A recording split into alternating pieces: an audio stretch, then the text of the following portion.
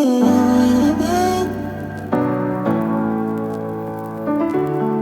what's up? This is Chris. It's nice to see you guys again.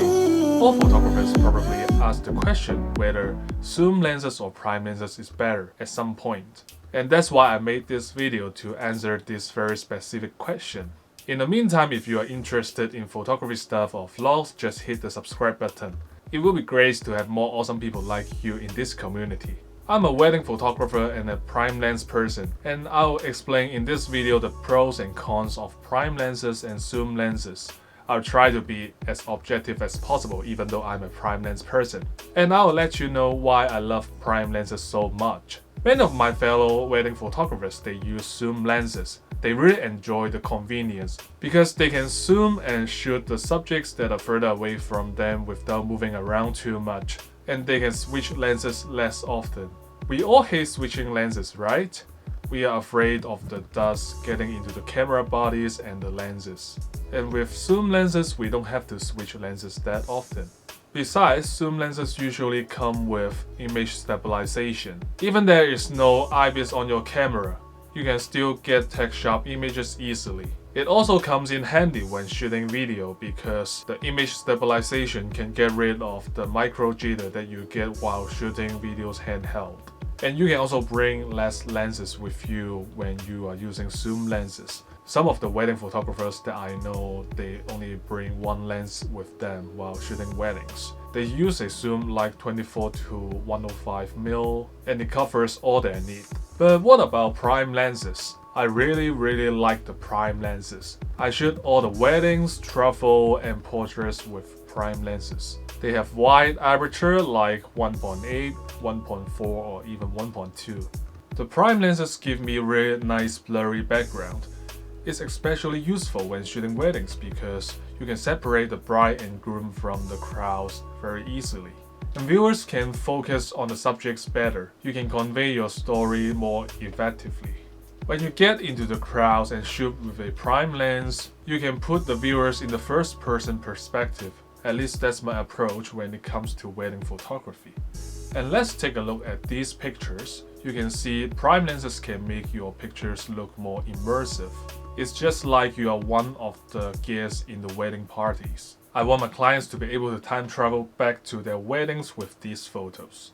And prime lenses usually have superior optical quality. Because there are less moving parts in the lens, the manufacturer can control the quality better. Some of the prime lenses are really affordable, such as this one. This is a Nifty 50, the 50mm f1.8. You can get it for around $100 on Amazon. I'll put the links down below in the description. You can hardly get the same quality at the same price point with zoom lenses. That's why I would say prime lenses offer you much more value than zoom lenses at the same price point. That being said, prime lenses do have some drawbacks. For example, there is no image stabilization in most of the prime lenses. It could be a problem if you shoot a lot of handheld video or you are always shooting in darker environments. But it doesn't bother me a lot because I have wider apertures on my prime lenses. I can use faster shutter speed instead. Obviously, prime lenses also lack flexibility. Because you always have to zoom with your feet, you have to move around a lot. If there is a large crowd in front of you and blocking your way, it could be a problem and you will probably miss the shot.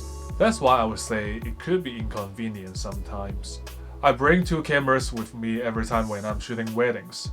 I put a 24mm or 35mm on the first camera and a 50mm on the second camera. In that case, I won't have to switch lenses that often. So let's compare the pictures taken by prime lens and a zoom lens now. Because I don't have any zoom lenses for my full frame bodies, and that's why today we'll use a 100D, which is a crop body, with the kit lens, the 18 to 55mm. And to make the comparison more fair, I'll use the cheapest prime lens possible, which is the Nifty 50 that we mentioned a little bit earlier. And the first picture was taken with 18 to 55mm. As you can see, you have a less blurry background here. Because the 18 to 55mm doesn't have constant aperture, we can only open up to f5.6 f50mm on the kit lens. Because the 50mm has a wider aperture and a shallower depth of field, we can get some more blurry backgrounds with the 50mm. In case you don't know what depth of field is, it's basically the depth of focus. The shallower the depth of field, the less objects will be in focus. With a blurrier background, viewers will be able to focus on the subject more. Imagine if we are shooting on the street. It will be useful to make the background looks more clean. Of course, I will recommend you to try to avoid people and distracting stuff in the background in the first place instead of trying to fix it with a shallower depth of field. I will now compare the shutter speed that you can get out of these two lenses.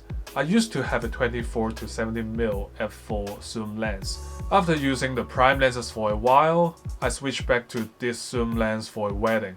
And I found that the shutter speed drops significantly, especially when shooting indoor or in darker environments. So let's take a look at these two pictures. The first one was taken with the 18 to 55mm. You can see we have a slower shutter here, while the 50mm we have a much faster shutter because it has a wider aperture. We are able to shoot at f1.8. And that's why even there is no image stabilization for most prime lenses, you can still get tech-sharp images easily.